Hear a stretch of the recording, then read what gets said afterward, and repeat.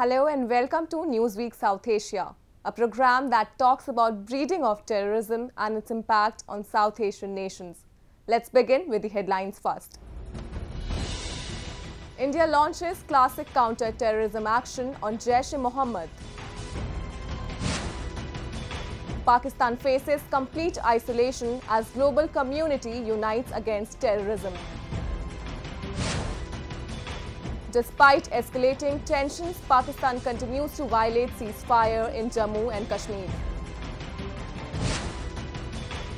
And record number of civilians suffered casualties in Afghanistan in the year 2018. This week, the escalating tension between India and Pakistan remained at the epicenter of concern for the entire world.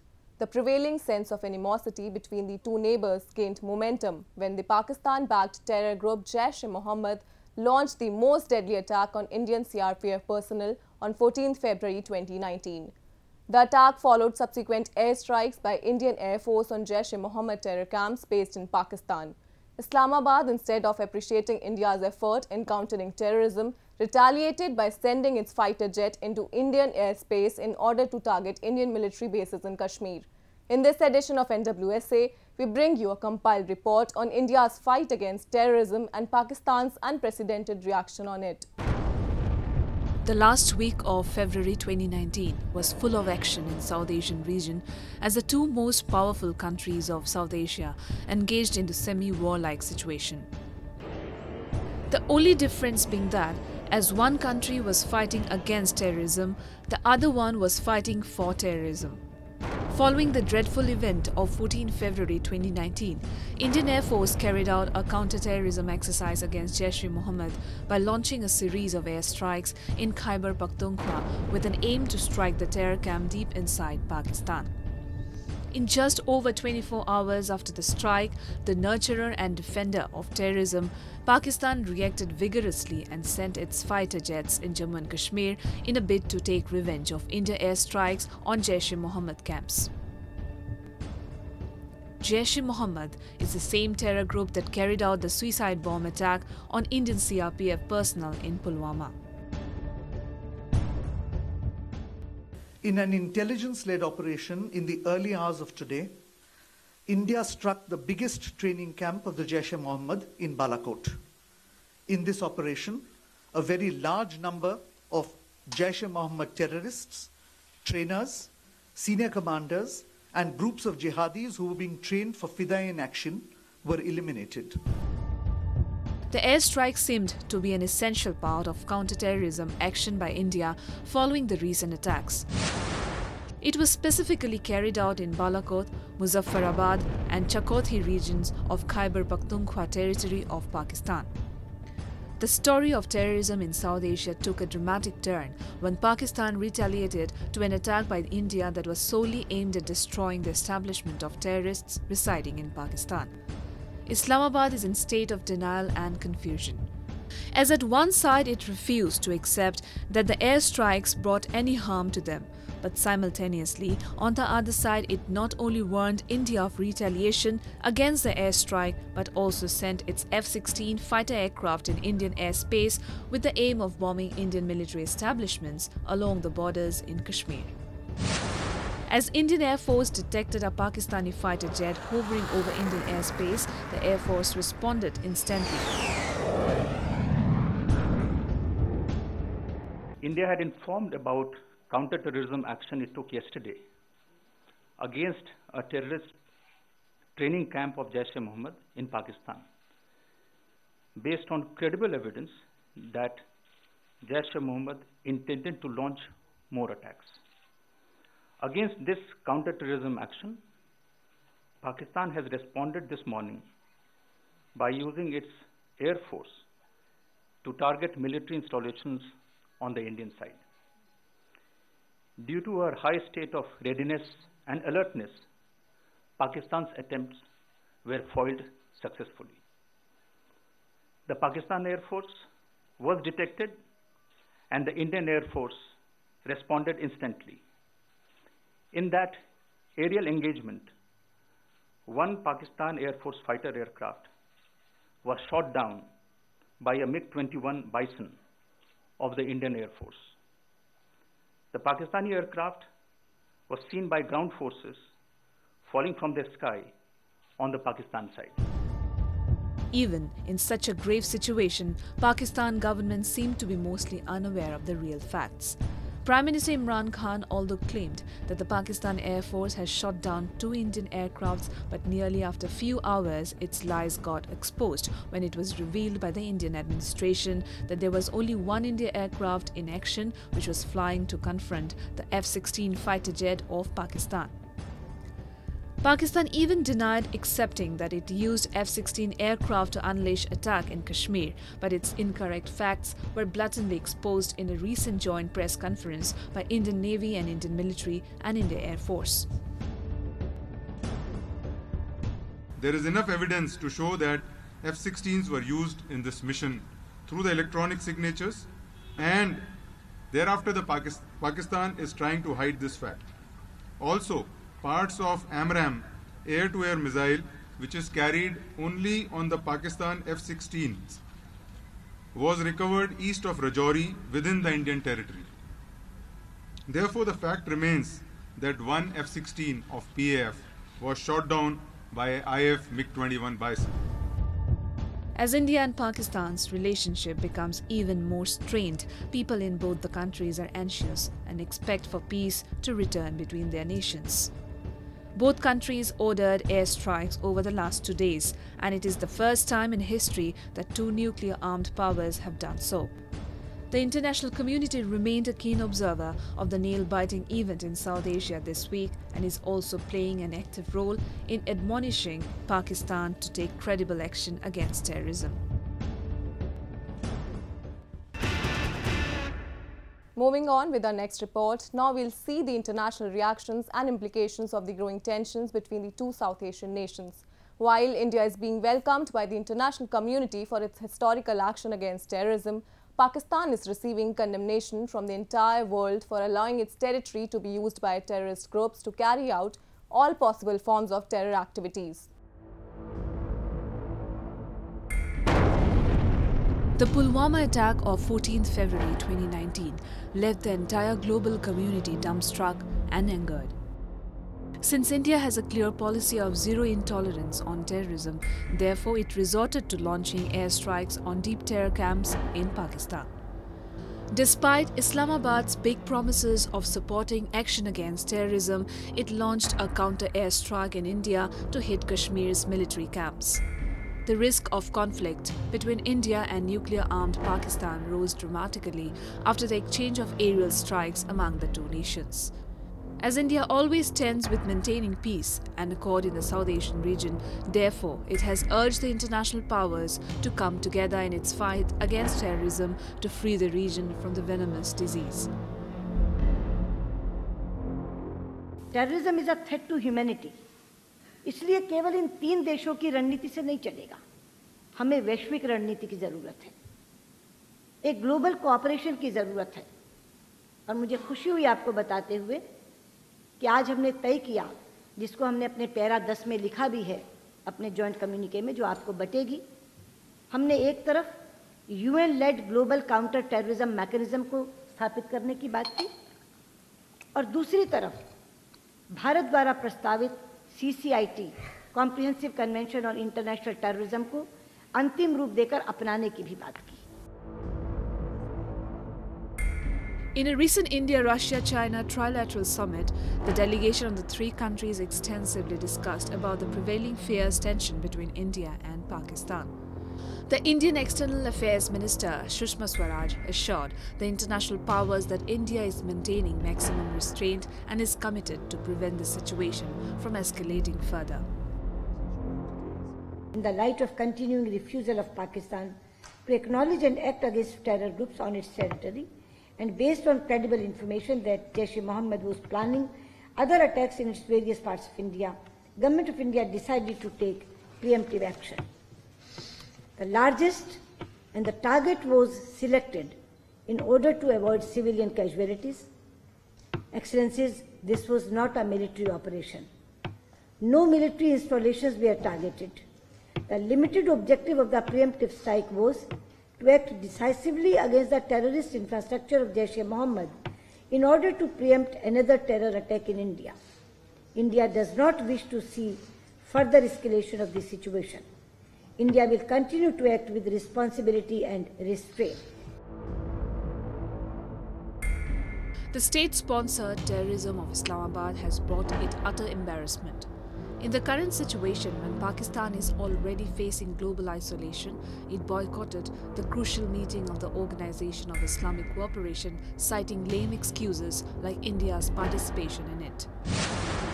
Pakistan Foreign Minister Shah Mahmood Qureshi said in a recently released statement that I will not attend Council of Foreign Ministers as a matter of principle for having extended invitation as a guest of honor to Sushma Swaraj.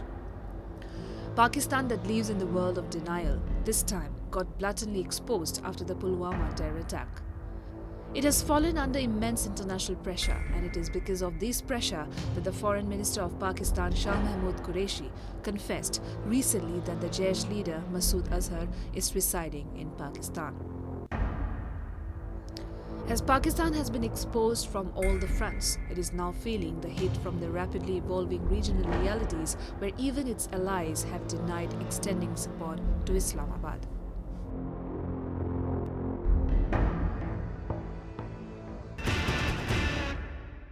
Pakistan, which has been advocating peace in order to earn few brownie points from international community, is in reality hell-bent at escalating tensions with India. Multiple ceasefire violations compounded by mortar shelling by Pakistan Army is the real situation at Indo-Pak border. After the deadly attack of Pulwama, its army has been trying to push in more terrorists inside Indian territory. However, an assertive Indian force has been retaliating with full might and vigor and has killed at least 4 Jaish-e-Mohammed terrorists. 5 Indian Army soldiers were injured as Pakistani Army resorted to heavy mortar shelling on 55 forward areas of Jammu, Rajouri and Poonch districts of Jammu and Kashmir on 26 February 2019. Defying all international laws and conventions, the Pakistani Army used heavy weaponry including 120 mm mortar targeting civilian hamlets and forward posts. Despite Pakistan being condemned by the entire international community for the killing of 40 CRPF personnel of India, it is not restraining itself from violence and is constantly engaging into unprovoked firing along the Indian-Pakistan border area.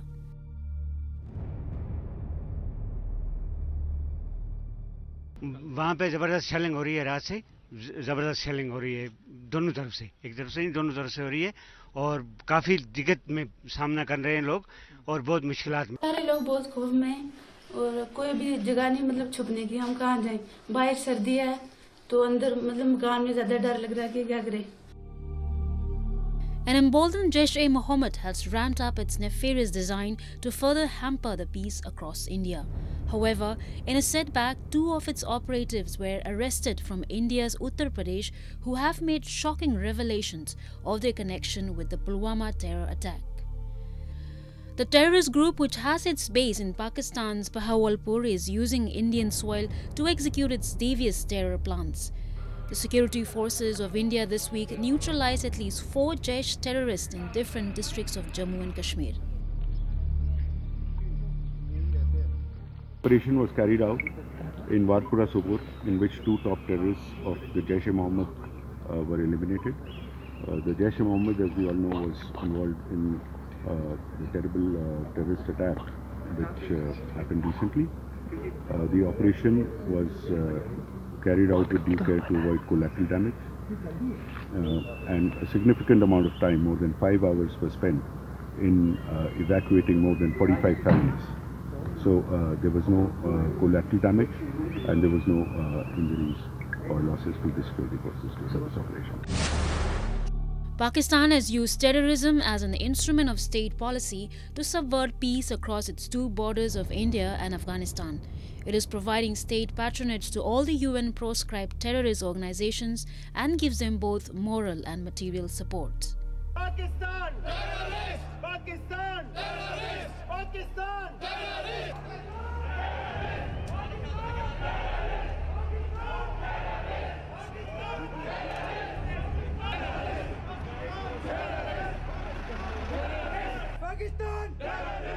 Pakistan that houses the Jaish-e-Mohammed leader Masood Azhar is receiving global condemnation for safeguarding various terrorist groups.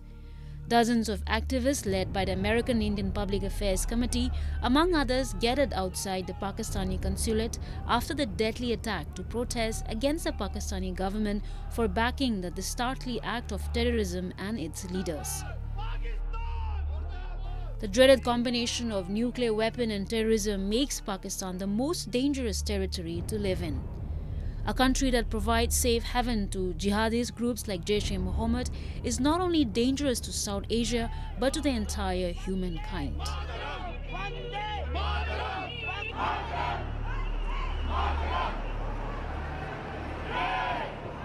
I'm agitating against Pakistani terrorist activity is because Pakistan has a nuclear capabilities. It's the only Muslim nation who has a nuclear capabilities. With terrorism and nuclearism cannot go together because it can be a total destruction of the mankind.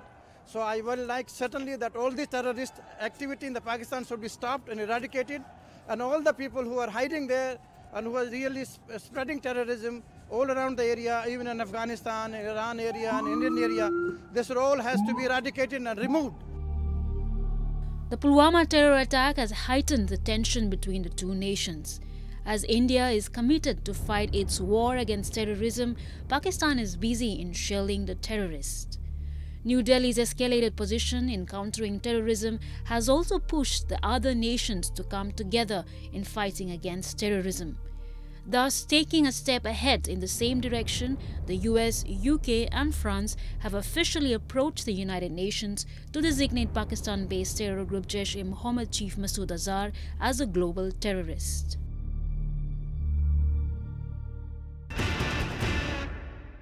Apart from India and Pakistan, Afghanistan has also come up with an unpleasant news where a latest report by the United Nations has revealed that a record number of Afghan civilians were killed in 2018 due to the long-time insurgency prevailing in Afghanistan. Suicide attacks and aerial operations each caused the most civilian casualties ever recorded by the UN assistance mission in Afghanistan. Also, ground engagements, mainly between pro-government forces and anti-government groups, remain the second leading cause of civilian casualties. We have a report. A United Nations report released this week revealed that the year 2018 recorded the highest number of deaths of Afghan civilians due to stepped-up aerial attacks between US-led forces and suicide bombings by Taliban. The report specifically mentions that 3,804 civilians were killed in 2018. Among them, the highest ever recorded numbers of children were killed. Almost 1,000 boys and girls lost their lives due to armed conflict in the same year. The actual number is 927.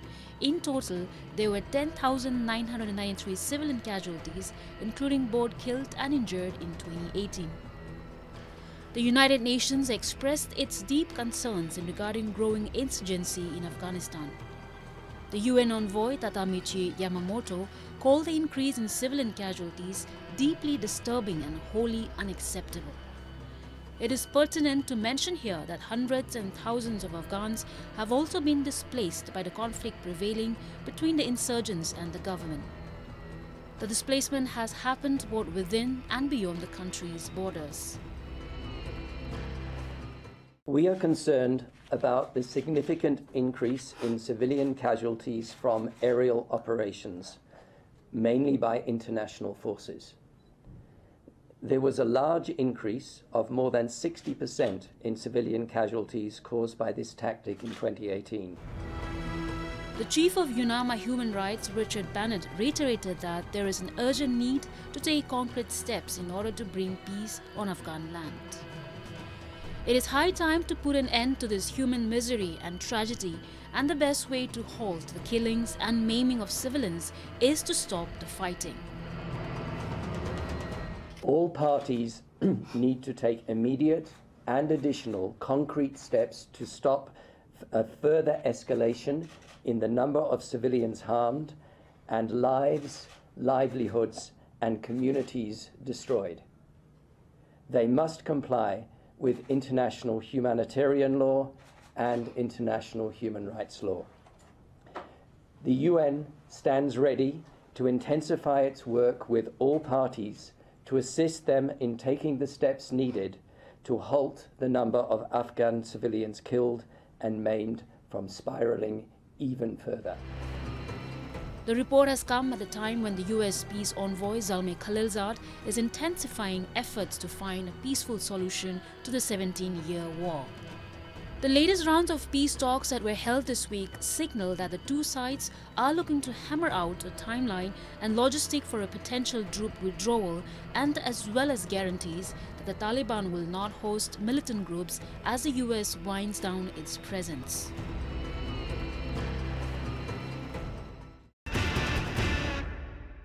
And with that, we come to the end of this edition of Newsweek South Asia. We'll be back next week with more news, views and analysis from the subcontinent. Meanwhile, do keep writing to us at nwsa@anin.com. This is Shreya Savajay signing off on the behalf of entire production team of Newsweek South Asia. Goodbye and take care.